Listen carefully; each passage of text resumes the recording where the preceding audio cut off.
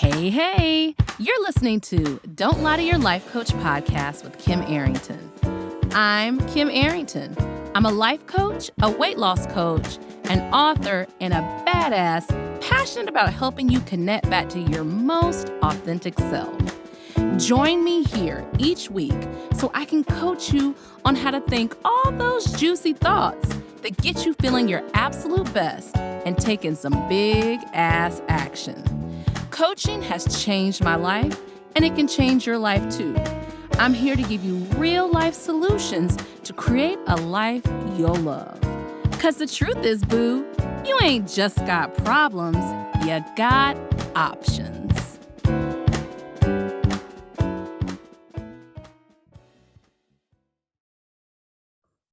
Hey. If you are on YouTube listening to this, then you can see that I was too lazy to plug in my ring light. And if you're listening on a podcast provider, I'm looking at my hair right now, y'all. If you're listening to a podcast provider, then you know that I don't have my good mic plugged in. I don't believe in the word lazy, y'all. I don't believe in the word lazy. I just didn't feel like doing it. From now on, when y'all say you're lazy, just own it. Say, Coach Kim taught me, I don't feel like doing it. It's totally allowed. Okay, I'm gonna pull out my hair one more second. I put no hair product in today because I hadn't planned on doing a podcast. So anyway, I'm laughing because you can see my box. I'm gonna move my box over.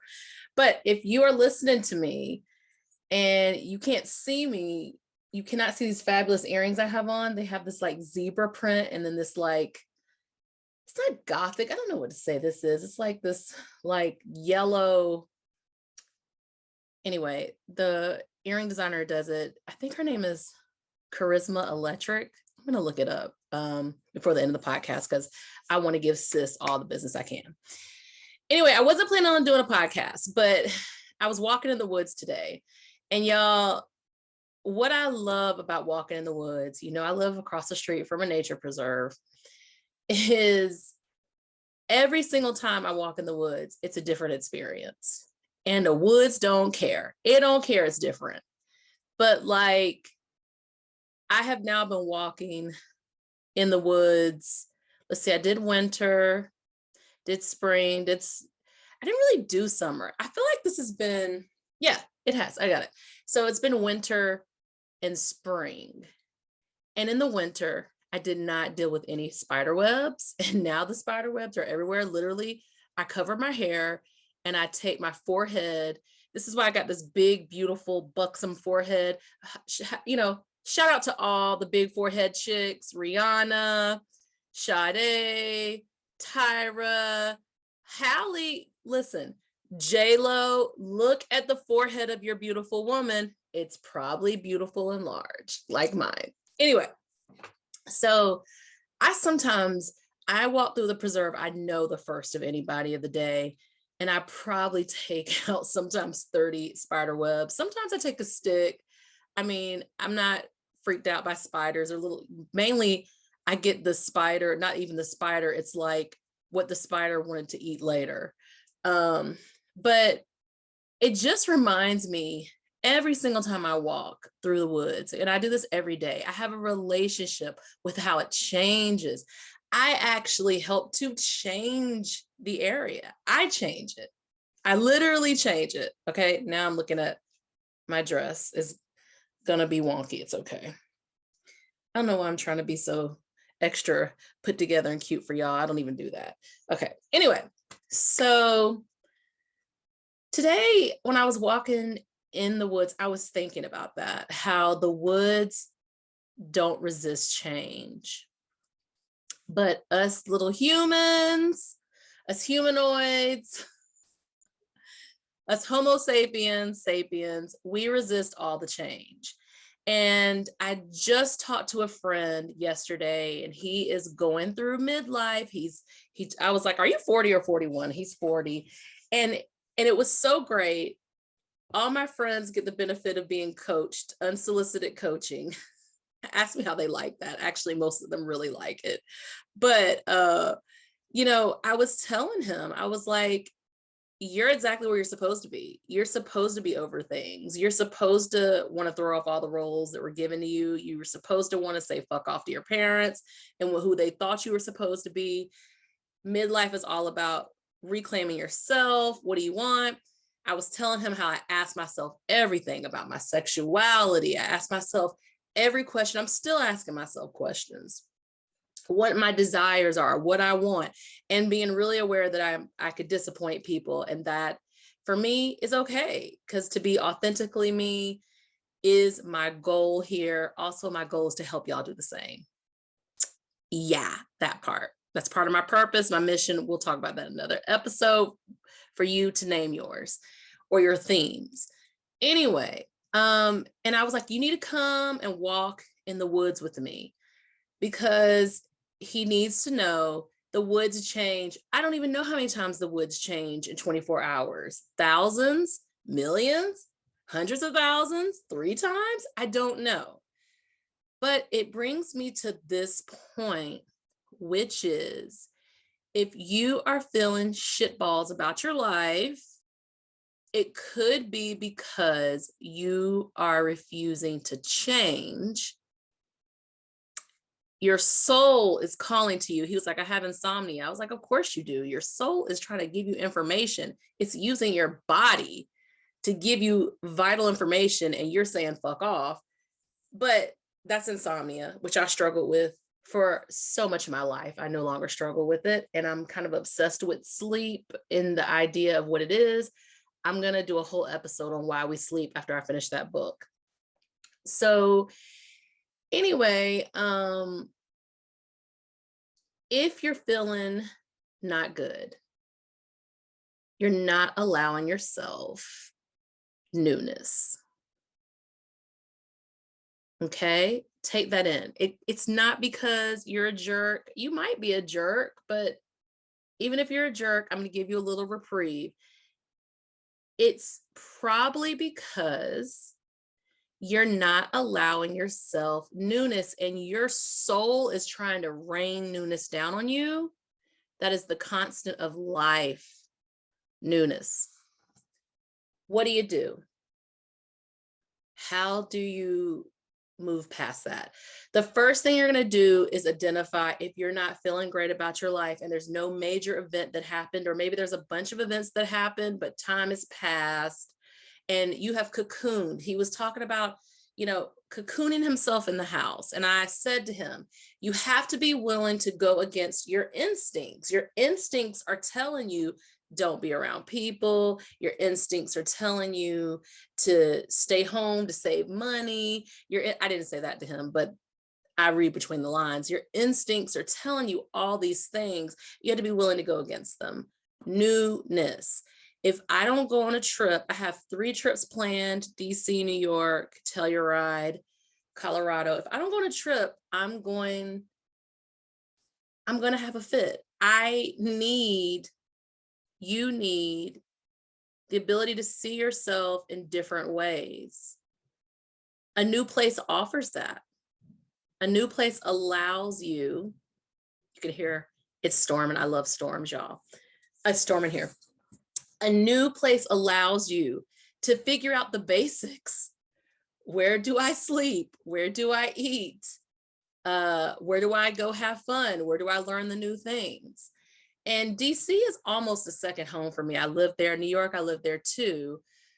But it's so different than when I lived there. It's the forest. It's constantly changing. I literally looked up this place called It's a Wrap.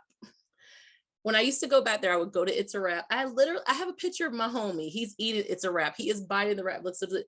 It's a Wrap's been closed for 15 years, y'all.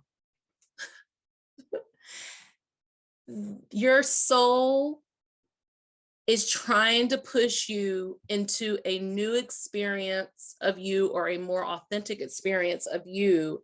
And you are, those are the brakes, y'all. Those are the brakes. You're putting on the brakes. These are the brakes, okay? So what do? Number 1, you don't listen to your instincts. Did I say intuition? I did not. Well, what's the difference between instincts and intuition? Intuition is that quiet voice that's probably telling you you need a change, you need something new. It's not a loud voice. It speaks to you in synchronicities. I want to say synchronicities because that's I've heard people say synchronicities. I need to see if you could actually say it that way. But it speaks to you in you saying, "Oh, I want to go to New York," and then you see all this New York stuff. That also can be, what is it called? Your reticular activation system, where you say something and you see it. It's probably always been in your environment, but hell, I'm woo, y'all. I'm going to say it's synchronicity. Okay. You know, I'm woo. I'm choosing the woo. I'm choosing spirit. So it's the woo. Okay. Wu Tang forever. Anyway, so the other thing is the idea of you allowing yourself to go into the newness and be a beginner, not feeling like there's a certain way you're supposed to behave, not feeling like part of what you're looking for is a more authentic, i.e., maybe even a new version of yourself. You don't know how you gonna do if you gotta play, that was a 13 holes. How many ever holes of golf? I'm taking tennis lessons right now. I'm actually pretty good, but yeah, I had to be a beginner. So allowing yourself to be a beginner in the newness, allowing yourself not to judge yourself in the newness. This is going to be its own category. Our brains are designed to keep us safe, and safe ain't sexy. Safe is I eat tuna salad on Thursdays. Pizza night is on Fridays. I'm stepping on some of y'all's toes. Y'all got to shake it up and not judge yourself when you tried the new place and the food sucked. I should have just had pizza Fridays. No, you tried something new. And newness requires risk. And risk is the exhilaration you're going for. I suggest positive ones, not ones that'll get you arrested. But that's the thing. When it doesn't work out the way you want, or you don't feel comfortable, right? Let's just say you don't feel comfortable, because we're all looking for this feeling of being comfortable, and comfortable is not what newness is about. You could feel really challenged in a new situation. Think about somebody who has loved you the right way, and how challenged you felt because you're so attracted and used to the people who love you the wrong way. This person wants to see you, spend time with you, get to know you, wants to bring you over chicken noodle soup when you're sick, but it challenges you. So I am not immune to this. I do something, and this is the biggest suggestion I can give you on this topic, which is when you are challenged in these particular ways, that you decide to talk back to the voice that is your inner critic. By the way, your inner critic is not even your voice. It sounds like you, but it's society, it's your culture, it could be your race, it could be your gender or your not gender, it could be political bullshit, it could be it's for sure your primary caretakers. For some of us, that's our parents, it could have been your aunt, your uncle, grandma. It's all the people who were like, I got to keep you alive. And it becomes the voice of your subconscious mind, and it becomes your great imprisoner. But here's what happens. Your subconscious mind does keep you alive sometimes. It does keep you from doing dumb shit. And you remember that. You know how like you clean out your closet and then you have the opportunity to use that one pink sweater that you gave away. Damn, I gave it away. That's what your subconscious mind does. It's the pink sweater. It's like, no, you did that unsafe thing and look what happened. You should have chosen the pink sweater. The pink sweater, you know, all the time. You know exactly what to wear with the pink sweater. I don't know why we're doing a pink sweater. Pink is probably my least favorite color. Magenta rocks. But like, that's the thing. You have evidence of when newness hasn't worked, and your brain, which is designed to keep you safe, will throw that up as a reason not to do newness. And that's why instincts, right? Instincts are the things, I remember learning this in school. The animal doesn't even think about it. The animal just does it. You are animals, my friend. So your instinct may tell you that's not safe. That is safe. Sometimes you will have to go against that. I do not recommend you not listening to the voice of intuition. Now, that's the thing that can actually keep you alive and also tell you the things that would bring about this newness. So y'all are committed to always saying there's something wrong with me. And my job as a life coach, I'm committed to telling you, no, you're all feeling this way in midlife because this is what it is. And two, your attack, your tactic is not getting you what you want. You are informed by your past hurts, your past traumas, and that inner child, those inner children of all ages who had those hurts and will do anything to keep that from happening. And sometimes that inner child walked in the new kid in a classroom and someone laughed at them, or they slipped, or they were the new kid who had to go up to the board and they were scared. Or so you're letting those inner children run your show. And I tell my clients all the time, the way to break that is when you hear your instinct come back, talk to it and be like, I don't think that's right. I think I should go to that party. I think I should try for that job where I don't have 3 of the qualifications. I tell people all the time, every job I applied for, I wasn't qualified for on paper, and I still got it. I didn't get all my jobs, but I got a lot of them. So you'd have to talk back to that. That's your biggest skill. Now, when the talking back aloud doesn't work, you could journal. You could sit and say, what is coming up for me when I think about going to the solo trip to Bermuda? What is coming up for me? And then you can paper plan what you want to do. Maybe you need to find out where the closest hospital is. Maybe you need to research some things. I didn't say that newness doesn't mean you don't research. No, you could totally research. You can find the safe making places, where the nearest grocery store is, where a park is that you could walk in, and when it's the most occupied, so there are other people around. You can paper plan. You can paper plan and answer some of those anxieties that are coming up. Okay. And the third one, which could actually supersede the first and the second one, is talking to a coach or a therapist and having them help look at your brain. You all both are looking at your brain together, and they call bullshit because they don't have the same subconscious conditioning in the same way that you do. Maybe they've been through something, but they handled it the exact opposite. That's another thing to look at. Look at this. Fourth tactic. Imagine what the opposite of your opinion would be. Oh no, I don't ever go on solo trips. But then you begin to allow yourself to imagine what it would be like to go on a solo trip. And you play that out. And then you talk to your friends about it. And your friend is like, I just went to on a solo trip to St. Croix, and it was life-changing. By the way, solo trips are life-changing. Just be smart.